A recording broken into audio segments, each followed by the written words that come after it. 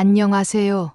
저는 혜선이라고 합니다. 올해로 벌써 75세가 되었네요. 돌아보니 참으로 파란만장한 삶을 살아왔습니다. 제 인생은 결코 평탄하지 않았어요. 어릴 적에는 부모님과 함께 농사일을 하며 자랐습니다. 그때부터 저는 늘 흙을 만지며 살았고 그 삶이 전부인 줄 알았죠. 부모님의 고생하는 모습을 보며 가난하지만 소박한 행복을 꿈꿨던 시절이었어요. 그러다 결혼을 하게 되었지만 둘째가 100일도 되지 않아 남편은 사고로 떠났습니다. 슬퍼할 틈도 없이 저는 그가 떠난 후 홀로 딸 민주와 지은이를 키워야 했습니다. 어린 나이에 두 아이를 홀로 책임져야 한다는 것은 정말 두려웠지만 그 아이들을 위해서는 무엇이든 할 수 있었어요. 저는 두 딸을 위해 모든 것을 희생하며 살아왔습니다. 제 몸이 부서져라 일하면서도 딸들에게만은 부족함을 느끼지 않게 해주고 싶었어요. 매일 아침 해가 뜨기도 전에 일어나서 밭으로 나가 일을 시작하고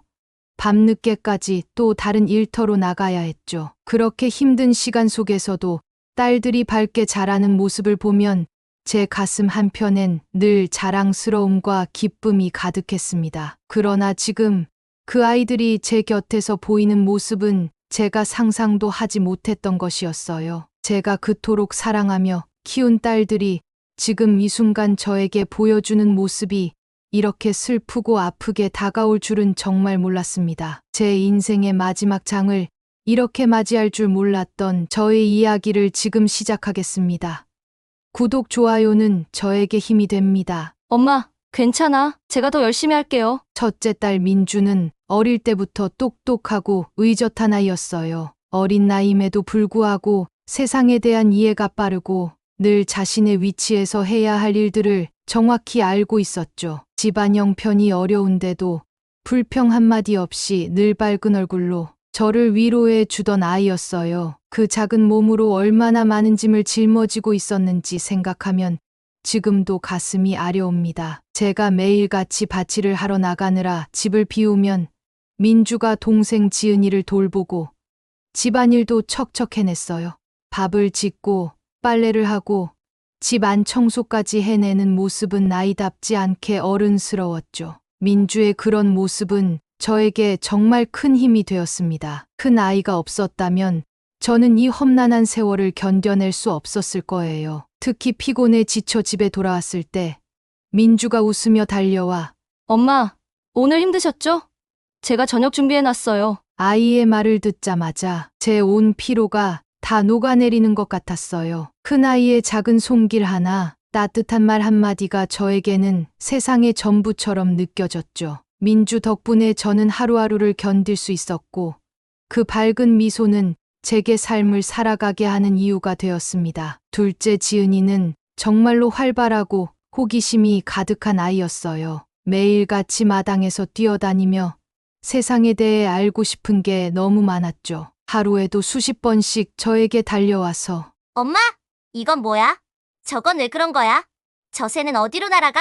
하고 끊임없이 묻곤 했어요. 그 아이의 눈빛은 항상 호기심과 열정으로 반짝였어요. 세상의 모든 것에 궁금해했고 모든 것을 배우고 싶어 했죠. 지은이가 그렇게 질문을 쏟아낼 때마다 저는 그 아이가 정말 특별하다는 생각을 했어요. 단순히 어리기 때문에 묻는 게 아니라 정말로 세상을 알고 싶어 하고 자신의 방식으로 이해하고 싶어 하는 그 마음이 고스란히 드러났으니까요. 지은이는 운동을 아주 좋아했어요. 뛰고, 구르고, 달리는 것을 너무나도 즐겼죠. 그래서 자연스럽게 학교 대표로 여러 대회에 나가게 되었어요. 운동장에서 공을 따라 달리는 모습을 보면 그 작은 몸에서 어떻게 저렇게 많은 에너지가 나오는지 신기할 때가 많았어요. 경기에서 승리할 때마다 지은이는 환하게 웃으며 저에게 달려와서 엄마, 저 오늘 또 이겼어요. 하고 말하곤 했죠. 그런 순간마다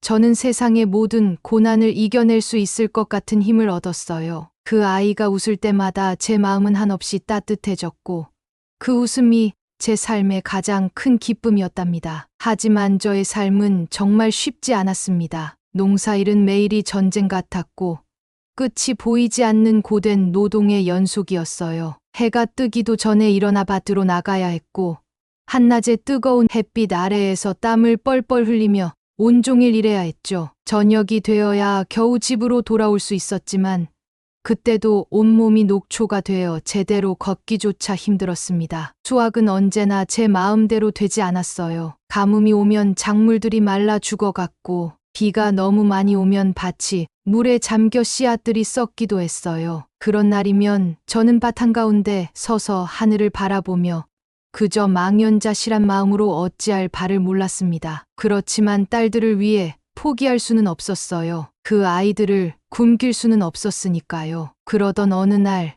저는 우연히 다시 사랑을 찾게 되었어요. 고향에서 만난 은철 씨라는 분이었죠. 그분은 처음에 저에게 다정하게 대해 주셨고 제가 겪은 어려움을 이해해 줄 수 있는 사람이라고 생각했어요. 그가 두 딸에게 친절하게 대해 주었고 저희 가족을 위해 헌신해 줄 것이라고 굳게 믿었어요. 그와 함께라면 다시 한번 행복한 가정을 꾸릴 수 있을 거라는 작은 희망을 품었죠. 내 삶에도 또다시 기쁨이 찾아온 것 같았어요. 처음 몇 달은 정말 행복했어요. 은철 씨는 두 딸에게 따뜻하게 대해 주었고 저희는 마치 잃어버렸던 가족의 온기를 되찾은 것처럼 느꼈죠. 그는 늘 아이들에게 상냥한 미소를 지으며 함께 식사를 하고 학교 이야기도 들어주었어요. 저는 그 모습에 안도감이 들었고 이제는 우리 가족에게도 다시 평화로운 날이 찾아온 것 같았죠. 우리는 마치 새로운 가족으로서 서로를 이해하며 함께 살아갈 것 같았어요. 하지만 그 행복은 오래가지 않았습니다. 시간이 흐르면서 그의 본심이 조금씩 드러나기 시작했어요. 처음에는 작은 변화였어요. 집에 늦게 들어오는 일이 잦아지고 둘째 지은이와 시간을 보내던 모습도 서서히 사라져갔죠. 하루하루가 지날수록 그는 점점 더 무관심해지더니 두 딸에게도 점점 차가운 태도를 보이기 시작했어요. 집에 있는 시간이 줄어들고 자주 외출을 하며 다른 곳에 더 많은 시간을 보내는 것처럼 보였어요. 그러던 어느 날 큰딸 민주가 조심스럽게 제게 속삭이듯 말을 걸어왔어요. 엄마, 새아빠가 우리를 너무 무관심하게 대하는 것 같아요. 동생 지은이도 많이 힘들어해요. 예전에는 같이 이야기하고 웃었는데 이제는 우리에게 눈길조차 주지 않아요. 민주가 그렇게 말할 때 저는 마음 깊숙이 무겁게 내려앉는 느낌이 들었어요. 정말 그럴까? 그럴 리가 없는데 처음에는 그저 믿고 싶지 않았습니다. 그냥 일시적인 변화일 거라고, 그도 바쁜 일 때문에 잠시 그런 것이라고, 시간이 지나면 다시 예전처럼 따뜻해질 것이라고 스스로를 위로했죠. 그러나 시간이 갈수록 상황은 점점 더 나빠졌습니다. 은철 씨의 변화는 이제 숨길 수 없는 명백한 현실이 되었습니다. 그는 아예 두 딸에게 눈길조차 주지 않고 말을 걸어도 냉랭하게 대답하거나 아예 대꾸조차 하지 않았어요. 그리고 어느 날 아무런 말도 없이 갑자기 집안의 모든 귀중품과 돈을 챙겨 도망치듯 사라져 버렸습니다. 그날 저녁 저는 집이 텅 빈 것을 보고 그제야 모든 것을 이해하게 되었어요. 남겨진 것은 텅 빈 집과 두 딸의 눈물뿐이었습니다. 그날 이후 저는 다시 홀로 두 딸을 책임지고 앞으로의 삶을 살아가야 한다는 현실을 받아들여야 했습니다. 민주와 지은이는 각자 저마다의 꿈을 향해 힘차게 나아갔습니다. 민주는 어려운 환경 속에서도 항상 밝고 긍정적인 태도를 잃지 않았어요. 경영학을 공부하며 언젠가 자신의 회사를 설립하고 싶어 했죠. 엄마, 저 꼭 성공해서 우리 가족을 편하게 해줄 거예요. 민주가 그렇게 열심히 공부하고 목표를 향해 나아가는 모습을 볼 때마다 제 가슴은 얼마나 벅차올랐는지 모릅니다. 저는 민주가 학업에 열중할 수 있도록, 그녀의 꿈이 이루어질 수 있도록 뒤에서 조용히 응원했습니다. 한편 지은이는 체육에 뛰어난 재능을 보였어요. 운동을 통해 자신을 표현하고 성취감을 느끼는 것을 좋아했죠. 그녀는 여러 운동 종목에서 두각을 나타내며 운동선수로 성공하고 싶어 했습니다. 지은이는 체육을 전공하면서 열심히 훈련에 매달렸고 자신이 좋아하는 스포츠에 대한 열정으로 가득 차 있었어요.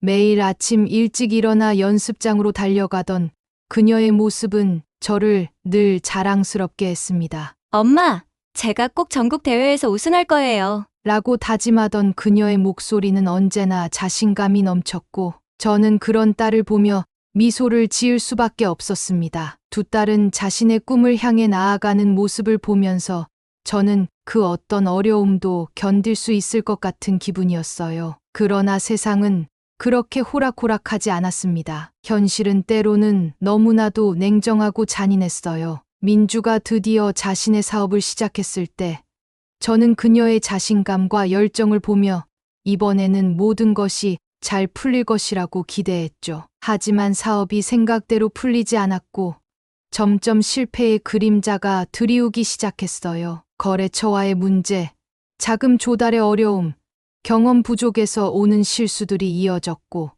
결국 그녀는 큰 실패를 겪게 되었습니다. 그 실패의 끝에는 커다란 빚더미가 쌓여 있었고 민주의 얼굴은 점점 지쳐갔습니다. 엄마, 제가 이렇게 될 줄은 몰랐어요. 힘없이 말하는 그녀를 보며 제 마음은 너무나도 아팠습니다. 지은이 또한 시련을 피할 수 없었습니다. 처음에는 단순히 친구의 부탁으로 작은 투자를 시작했던 일이었어요. 그 투자 이야기는 매우 매력적이었고 지은이에게는 그야말로 쉽게 돈을 벌 수 있는 기회처럼 보였습니다. 친구는 좋은 수익을 약속하며 더 많은 자금을 투자할 것을 권유했죠. 지은이는 그 말에 솔깃해 처음에는 적은 돈을 넣었고 얼마 지나지 않아 투자금이 2배로 돌아오는 것을 보며 점점 더 많은 돈을 투자하게 되었어요. 하지만 그것이 모두 거짓이었다는 사실을 알게 된 것은 너무 늦은 후였죠. 지은이는 그때까지도 자신이 투자한 돈을 믿고 있었어요. 하지만 시간이 지나도 아무런 이익금도 원금도 돌아오지 않자 불안해지기 시작했어요. 그러던 어느 날 친구가 사라졌다는 소식을 들었어요. 지은이는 그때서야 자신이 사기를 당했다는 것을 깨닫게 되었죠. 엄마, 저는 너무 바보 같았어요. 이렇게 쉽게 속아 넘어가다니. 그녀는 눈물을 흘리며 저에게 털어놓았어요. 그녀의 눈에는 깊은 후회와 자책이 가득했어요. 그 모습을 보며 저는 딸의 고통이 얼마나 큰지 알 수 있었습니다. 이 사기로 인해 지은이는 모든 것을 잃어버렸습니다. 그녀가 모아둔 돈, 열심히 일해서 번 돈, 그리고 미래에 대한 모든 계획이 한순간에 무너져 내렸습니다. 저는 그동안 제가 딸의 고통과 절망을 얼마나 보지 못하고 있었는지를 깨달았죠. 저는 딸을 돕기 위해 그동안 모아두었던 재산의 일부를 내놓기로 결심했습니다. 그것이 어머니로서 제가 할 수 있는 최선의 선택이라고 생각했어요. 그 일이 있은 후 저는 평소처럼 밭에서 일을 하고 있었죠. 그런데 갑자기 심한 복통이 찾아왔어요. 처음에는 그저 소화불량이나 단순한 위장 문제라고 생각했습니다. 하지만 통증은 점점 심해졌고 며칠이 지나도 나아질 기미가 보이지 않았어요. 결국 저는 가까운 동네 병원을 찾았어요. 의사 선생님께서는 간단한 검사를 해보자고 하셨고 저는 아무렇지 않게 받아들였죠. 하지만 의사의 얼굴이 점점 심각해지더니 더 큰 병원으로 가보라고 권하셨어요. 환자분, 이건 단순한 문제가 아닌 것 같습니다. 대학병원에서 정밀 검사를 받아보시는 게 좋겠습니다. 그 말을 듣고 순간 심장이 철렁 내려앉았어요. 다음 날 저는 큰맘 먹고 대학병원을 찾았습니다. 여러 가지 정밀 검사를 받으며 긴장된 마음으로 결과를 기다렸죠. 며칠 후 담당 의사로부터 연락이 왔습니다. 검사 결과가 나왔습니다. 진료실로 오시겠습니까?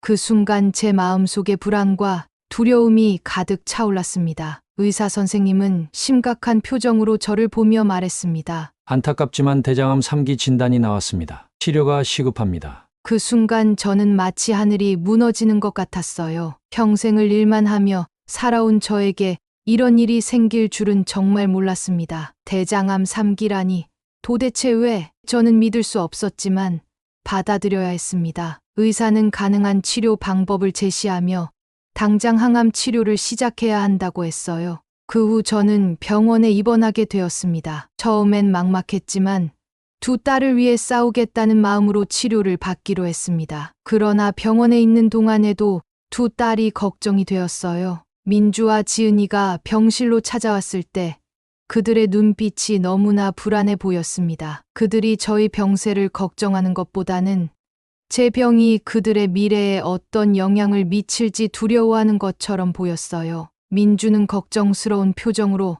엄마 몸은 좀 어떠세요? 많이 힘들어 보이시네요. 그러자 옆에 있던 지은이는 엄마, 우리가 옆에 있어요. 제발 너무 걱정하지 마세요. 엄마가 힘내야 해요. 그래. 너희가 와주니 고맙구나. 그런데 요즘 너희 얼굴 보기가 참 힘들었네. 바빴니? 네, 요즘 이것저것 신경 쓸 일이 많았어요. 엄마, 우리 걱정하지 마세요. 치료 잘 받고 빨리 나아야죠. 저희가 옆에서 도울게요. 엄마가 항상 저희를 지켜준 것처럼 이번에는 우리가 엄마를 지켜드릴게요. 그래, 사실 엄마가 병원에 와 있는 동안 너희 걱정이 이만저만 아니었다. 엄마, 너무 미안해요. 그동안 엄마가 힘든 거 알면서도 제대로 도와주지 못한 것 같아서 건강을 회복하실 수 있도록 저희가 힘이 될게요. 고맙다. 얘들아, 엄마도 너희의 진심을 느껴서 마음이 조금 더 편해진 것 같구나. 아이들은 그렇게 한참 지난 후 병원을 나갔습니다. 얼마 지나지 않아 저는 화장실에 가려고 몸을 일으켰습니다. 문을 열고 천천히 복도를 걸어가는데 복도 끝에서 두 딸의 목소리가 들렸습니다. 저는 잠시 걸음을 멈추고 귀를 기울였습니다. 그 순간 들려온 대화는 제 마음을 얼어붙게 했습니다. 언니, 엄마가 돌아가시면 재산은 어떻게 나누게 될까? 지은이의 걱정스러운 목소리가 들렸습니다. 민주는 한숨을 쉬며 대답했죠. 법대로 나누긴 할 텐데 엄마가 유언장을 써놓지 않으면 우리가 원하는 대로 되지 않을 수도 있어. 지은이는 불안한 눈빛으로 말했습니다. 그럼 엄마가 우리에게 유리한 쪽으로 유언장을 쓰게 해야 하는 거 아니야? 시간이 얼마 안 남았을지도 모르는데. 민주가 살짝 주저하는 듯한 목소리로 말했어요. 그런데 엄마가 병원에 있는 지금 그런 얘기를 꺼내는 게 맞을까? 너무 냉정한 거 아니야? 지은이는 조급한 목소리로 대꾸했습니다. 냉정하긴 우리도 살아야 하잖아. 엄마가 재산을 어떻게 할지 모르는 상황에서 우리가 가만히 기다리기만 할 수는 없어. 당장 돈이 필요한데. 그 순간 제 심장은 무너지는 것 같았어요. 제가 평생을 바쳐 키운 딸들이 제가 병으로 고통받고 있는 동안에 결국 내 병보다는 내 재산에만 관심이 있다는 사실을 알게 되었을 때 그 슬픔은 말로 다할 수 없었습니다. 저는 화장실에 가는 것도 있고 그 자리에 멈춰서서 한참 동안 움직일 수가 없었어요. 딸들이 그렇게 제 미래와 재산을 두고 고민하고 있었다니 더 이상은 견딜 수 없었습니다. 저는 곧장 병실로 돌아와 침대에 누웠지만 마음은 쉽게 가라앉지 않았습니다. 딸들의 대화가 계속해서 머릿속을 맴돌았고 그들의 말 하나하나가 제 가슴을 후벼 파고 들어왔습니다. 내가 이렇게 병상에 누워 있는데도 아이들은 왜 재산에 대해서만 걱정하는 걸까? 내가 그토록 애써서 키운 딸들이 그동안 내 곁에서 얼마나 큰 위로와 희망이 되었는데 지금 이 순간에는 그저 제 재산을 나눌 방법만을 고민하고 있다니 그 현실이 너무나도 아프고 가슴이 찢어지는 것 같았습니다. 그래서 저는 한참을 고민했습니다. 지금 이 상황에서 내가 할 수 있는 최선의 선택은 무엇일까? 이 아이들에게 남길 것이 정말로 재산일까? 그들이 진정으로 필요한 것은 물질적인 유산이 아니라 인생의 소중한 가치를 깨닫게 해줄 무언가가 아닐까? 이런 생각이 머릿속을 떠나지 않았습니다. 그래서 결국 저는 결심했습니다. 내 남은 재산을 모두 사회에 환원하기로요. 이 결심은 결코 쉽지 않았습니다. 평생 모아온 재산이었고 그 돈에는 나의 땀과 눈물 그리고 고통의 세월이 담겨 있었기 때문입니다. 두 딸이 더 이상 유산을 두고 다투지 않게 하고 그들이 진정한 삶의 가치를 깨달을 수 있도록 마지막으로 제가 할 수 있는 일을 하기로 했습니다. 그래서 그동안 저에게 헌신적으로 도와주었던 사촌 동생에게 연락했습니다. 영순아, 나 좀 도와줘야겠어. 내 재산을 사회에 환원하고 싶어. 조심스럽게 이야기했습니다. 영순이는 제 결심을 듣고 잠시 침묵하더니 저를 깊게 이해한다는 듯 고개를 끄덕였습니다. 저는 변호사를 통해